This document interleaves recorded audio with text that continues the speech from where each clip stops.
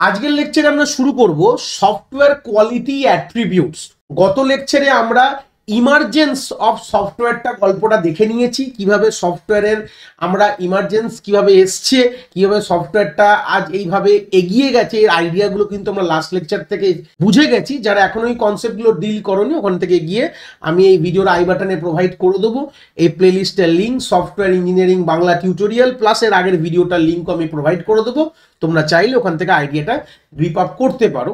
তো আজকের লেকচারে মেনলি আমরা ডিসকাস করব সফটওয়্যার কোয়ালিটি, মানে একটা ভালো সফটওয়্যারের কি কি অ্যাট্রিবিউটস থাকা দরকার সেটা নিয়ে কিন্তু আমরা এই লেকচারটায় ডিল করব।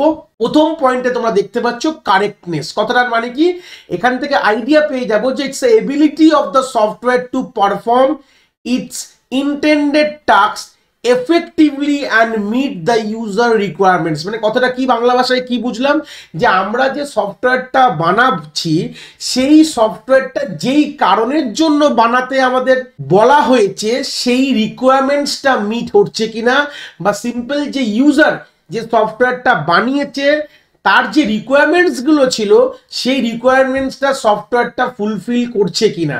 সিম্পল কথায় যদি সিম্পল টার্মসে বলি, গুগল পেতে আমরা পয়সা পাঠানোর জন্য বানিয়েছিলাম, ঠিকভাবে পয়সা যাচ্ছে কিনা, পাঠানো যাচ্ছে কিনা, এটাকেই বলা হয় কারেক্টনেস। সেকেন্ড হচ্ছে ইউজাবিলিটি। কি বলছে, that is with which user can learn, operate and navigate the software। মানে এটা ইজিলি এমন একটি সফটওয়্যার বানানো উচিত বা তার কোয়ালিটি হাই বলতে পারো যদি এই সফটওয়্যারটা ইজি টু অপারেট হয়, মানে ইউজার ইজিলি তাকে অপারেট করতে পারে এবং অপারেশনটা শিখতে পারে। যেরকম এক্সাম্পল বলবো, এখন অ্যাডব ফটোশপ, এই সফটওয়্যারটাকে আমাদের শিখতে হলে আলাদা করে পয়সা খরচা করে কোর্স করতে হয়।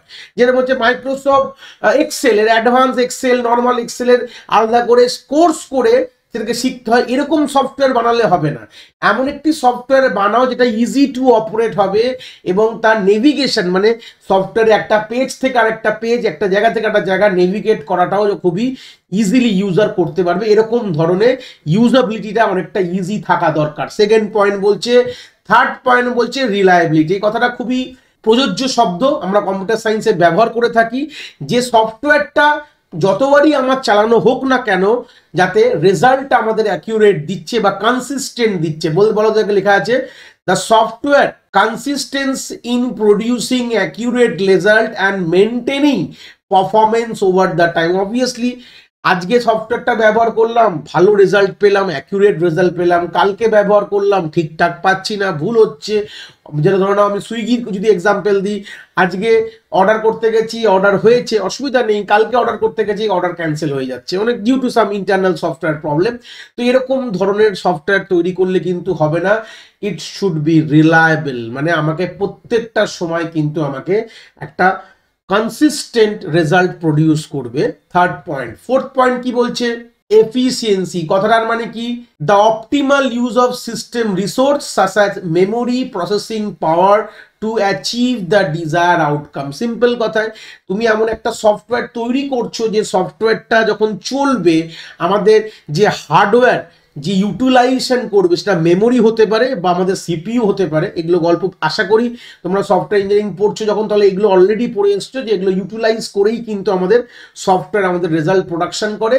এটা যেটা অপটিমাল ইউজ করে, মানে এমন তুমি ভাবে বানিয়েছো, এমনভাবে কোড লিখেছো, এমনভাবে লুপস লিখেছো যার ইউজেসটা ম্যাক্সিমাম করছে, অপটিমালিটির কনসেপ্ট নেই, এরকম থাকলে হবে না। মানে যাতে আমাদের যে সিস্টেম রিসোর্স, যে কথাটা বলেছেন অপটিমাল ইউজ অফ সিস্টেম রিসোর্সটাকে, যাতে আমাদের যা মেমোরি হোক বা প্রসেসিং পাওয়ার, মানে সিপিইউর কথা বলছে, এটা যাতে অপটিমাইজড হয়, মানে কম খরচা করে ভালো কোয়ালিটি কিন্তু যাতে আমাদের রেজাল্ট যাতে প্রোডাকশন হচ্ছে। তাহলে এরকম ধরনের যদি তুমি সফটওয়্যার বানাও, তাহলে সফটওয়্যারটা কোয়ালিটি সফটওয়্যার। এটা প্রথমেই বললাম অ্যাট্রিবিউটস, মানে কি কি থাকা দরকার একটা কোয়ালিটি সফটওয়্যারের মধ্যে। 5 নম্বর পয়েন্টে চলে আসলাম, মেনটেনেবিলিটি। একটা সিম্পল কথা, একটা সফটওয়্যার তৈরি করলেই হয় না, তার একটা সার্টেন মেনটেনেন্সও দরকার যে কোনো জায়গায়।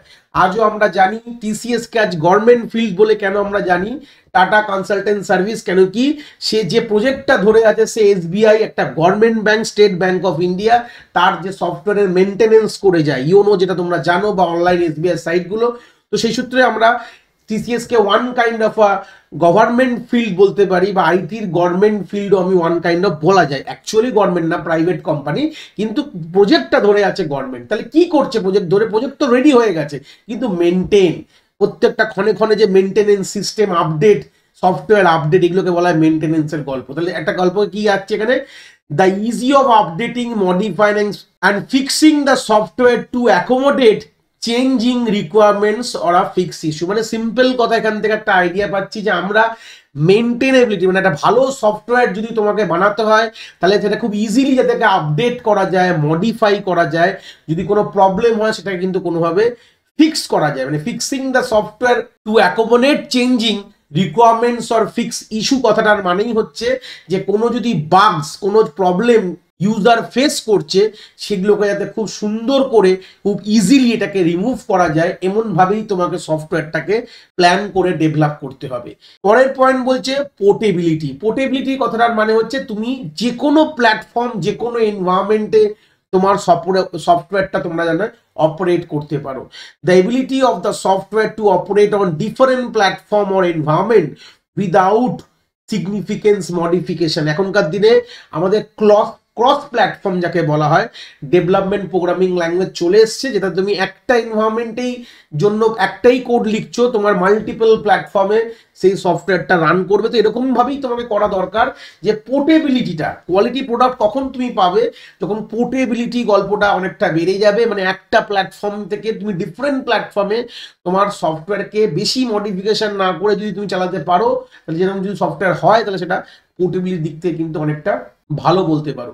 নেক্সট হচ্ছে scalability, the software capacity to handle increase workload or user demand without compromising the performance. যেরকম গল্পটা, আমাদের কখনো কিছু সফটওয়্যার অল্পক্ষণের জন্য সময় থাকে, মানে অল্পক্ষণ টাইমের জন্য চলে, বা অল্প কিছু লোডের ওপর কাজ করে। কখনো এরকম হতে পারে একই সফটওয়্যারটা হিউজ ডিমান্ড, সারাদিন চলছে, হিউজ ওয়ার্কলোডে আমাদের কাজ করছে। দুটো ক্ষেত্রেই যাতে আমাদের সফটওয়্যার পারফরমেন্স কোনোভাবে যাতে কম্প্রোমাইজ না হয়। তোমাকে যদি হাই ক্যাপাসিটি তোমাকে ওয়ার্কলোড দেওয়া হয়, তখনও তো যাতে সেই সফটওয়্যারটা কাজ করতে পারে, আর লো ক্যাপাসিটি তো কাজ করতেই পারে। হালকা কোনো ইউজের জন্য করলাম সেটা ঠিক আছে, সেটা তো নর্মাল চলবেই, কিন্তু হাই যখন হয়ে যাবে, যখন ওয়ার্কলোড বেড়ে যাবে, তখনও যাতে কোনোভাবে সেই পরিস্থিতিটাকে থেকেও যে সফটওয়্যারটা একটা হাইলি যে কম্প্রোমাইজিং পারফরমেন্স যাতে করে দেয়, যাতে ডিমান্ড যতই চেঞ্জ হোক, ডিমান্ড যতই বাড়ুক, সফটওয়্যারের কিন্তু কোনোভাবে ওয়ার্কলোড হিসাবে পারফরমেন্স কম্প্রোমাইজ হলে চলবে না, যাতে তাদের কিন্তু একটা কোয়ালিটি প্রোডাক্ট তোমরা পাচ্ছ না।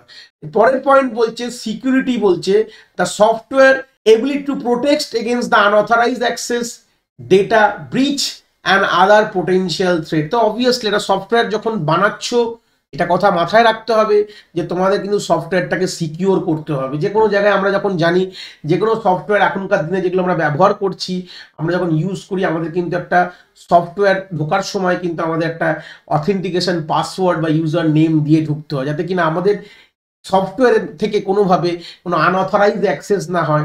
ডেটা, সফটওয়্যারের মধ্যে যে ডেটাগুলো কোনোভাবে বাইরে কোনোভাবে যাতে বেরিয়ে না যায়, এটা ব্রিচ মানে হচ্ছে ডাইরেক্ট ডেটা যাতে কোনোভাবে বাইরে যাতে চলে না আসে, এরকম ধরনের জিনিসগুলো কিন্তু থাকতে হবে। তাহলেই একটা ভালো একটা কোয়ালিটি সফটওয়্যার কিন্তু তুমি বানাতে পারবে। এর পরের পয়েন্টে বলছে মডিউলারিটি। মডিউলারিটি মানে কি? The degree to which software component are organized into separable management unit that can be independently developed or update। এই পয়েন্টটা বুঝতে গেলে একটুখানি ডিটেলস কথা বলতে হবে যে মডুলারিটি কথাটার মানে কি। দেখো, যখন আমরা একটা সফটওয়্যার যখন বানানোর কথা বলি, তার মধ্যে অনেকগুলো ফাংশনাল ইউনিট থাকে। মানে সফটওয়্যার মানে হচ্ছে ফাংশন, যে আমি একটা কাজ করব, তার জন্য এতগুলো ফাংশন পয়েন্ট বা বলতে পারো ফাংশনাল ইউনিটস থাকা দরকার। যে ধরুন আমরা সিম্পল কথা বলছি, গুগল পের মেজর কাজ কি? শুধু পয়সা পাঠানো। তার মধ্যে কি কি আছে, কি কি ফাংশন আছে? প্রথমত একটা মানুষকে লগ ইন করতে হবে, তার লগ ইনটা একটা ফাংশন, বা রেজিস্টার করতে হবে, রেজিস্টার একটা ফাংশন বলতে পারো। তারপর ব্যাংক অ্যাকাউন্ট লিঙ্ক আপ একটা ফাংশন, ঠিক আছে, তারপর পয়সা পাঠানো একটা ফাংশন, রিওয়ার্ডস কালেক্ট করা একটা ফাংশন, শেয়ার করা একটা ফাংশন। তাহলে একটা সফটওয়্যারের মধ্যেই আমি যখন সাবডিভাইড করলাম, এখানে অনেকগুলো ফাংশন কিন্তু চলে আসবে। শুধু পয়সা পাঠানোটাই ইম্পর্টেন্ট না, পয়সাও ডিফারেন্ট ডিফারেন্ট জায়গায় পাঠানো যায়। ইউপিআই স্ক্যান করে পেমেন্ট করাটাও একটা ফাংশন তোমরা ধরতে পারো। তো এই কথাগুলোকে ভেবে কি বুঝলে যে আমরা একটা প্রোডাক্টকে যত রকম সেপারেবল ইউনিটসে, ফাংশন ইউনিটসে ডিভাইড করতে পারবো, তত আমার মডুলারিটি কিন্তু ভালো হবে এবং এটা ভালোভাবে ইন্ডিপেন্ডেন্টলি ডেভেলপ করা। যেরকম ভাবো যে পয়সা পাঠানোর জন্য যে কোডটা লেখা রয়েছে, লগ ইন করার কোড কিন্তু একদম আলাদা। তো লগ ইন পোর্শনটা কিন্তু একটা আলাদা পয়েন্টে চলে গেল, ধরো লগ ইনের কথা বলছি, রেজিস্টার একটা আলাদা ইউনিট বা আলাদা কোড হয়ে গেল। আর ধরে নাও পয়সা পাঠানো, মানে ধরে নাও ইউপিআই স্ক্যান একটা আলাদা ইউনিট হয়ে গেল। এরকম ছোট ছোট ইউনিটসে আমি একটা বড় প্রজেক্টকে আমি ভাগ করে ফেললাম, ক্লিয়ার হয়ে গেল ছোট ছোট ইউনিটসে। এই ইউনিটসগুলোকে আমাদের ইন্ডিপেন্ডেন্টলি একটা ইঞ্জিনিয়ার ডেভেলপ করছে, করে পরে এগুলোকে ইন্টিগ্রেট মানে একসাথে জুড়ে দেওয়া হবে। এটাকেই বলে মডুলারিটি, যে তুমি যত ভালো মডিউলসে ডিভাইড করবে, ইন্ডিপেন্ডেন্ট মডিউলসে ডিভাইড করবে, তত এটাকে সুন্দর করে যাতে এটাকে ডেভেলপ করা যাবে, পরবর্তীকালে আপডেটও করা যাবে। আমরা ইন্ডিভিজুয়াল মডিউলসে আপডেট করি। ইউপিআই স্ক্যান, ধরো ইউপিআই সাথে আমরা এখন ক্রেডিট কার্ড লিঙ্ক করেছি, ক্রেডিট কার্ড, রুপে ক্রেডিট কার্ড লিঙ্ক করে এখন কাজ হচ্ছে।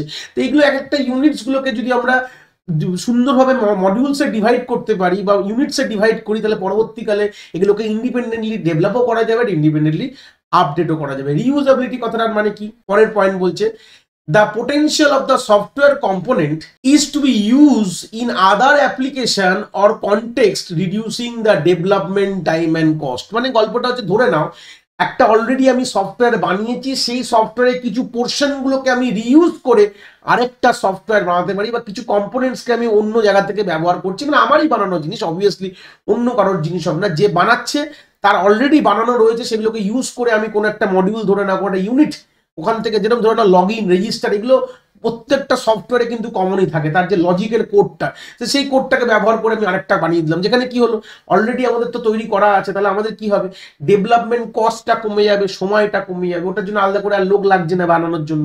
তো এইগুলোকে বলে রিউজাবিলিটির মধ্যে কিন্তু চলে আসছে। লাস্ট পয়েন্টে চলে আসলাম, যে টেস্টিবিলিটি। টেস্ট কথাটা মানে অবভিয়াসলি যেটা আমি বানালাম আলটিমেট, এইগুলোকে জুড়ে ধরে নাও যে সফটওয়্যারটা তৈরি হলো, এই যে এতগুলো মডিউল করলাম, তোলার পর যে সফটওয়্যারটা তৈরি হলো গুগল পে, এই গুগল পেটা আলটিমেটলি সবগুলো কাজ করতে পারছে কিনা, এটাকেই বলা হয় টেস্টেবিলিটির মধ্যে পড়ে। The easy at which the software can be tested to ensure it meets the requirements and performance as expected, sorry. তো সেই সূত্রে দাঁড়িয়ে কথাটা এখান থেকে রাখছে যে আমি যেই কারণের জন্য সফটওয়্যারটা বানানো হলো, সেই রিকোয়ারমেন্টসটা ফুলফিল করছে কিনা আর পারফরমেন্সটা ভালো দিচ্ছে কিনা, এটাই কিন্তু টেস্টেবিলিটির মধ্যে কিন্তু চলে আসে। তাহলে এমন সফটওয়্যার বানাও যেখানে আলটিমেটলি কাজগুলোতে স্যাটিসফাই করে, আর টেস্ট যখন হবে সফটওয়্যারটার, টেস্ট করবে তখন যাতে এই পারফরমেন্সগুলো কিন্তু, পারফরমেন্স ম্যাট্রিক্স বলতে পারো বা পারফরমেন্স মেজারগুলো, যাতে আলটিমেট সবগুলো ফুলফিল করে দেয়। তো এই ছিল আমাদের সফটওয়্যার কোয়ালিটি অ্যাট্রিবিউটস। এই পয়েন্টসগুলো যদি পরীক্ষায় তোমাদের দেয়, তোমরা এইভাবে সিরিয়ালি তোমরা লিখতে পারবে। আশা করি তোমরা কনসেপ্ট এখান থেকে খুব ভালো করে বুঝতে পেরেছো।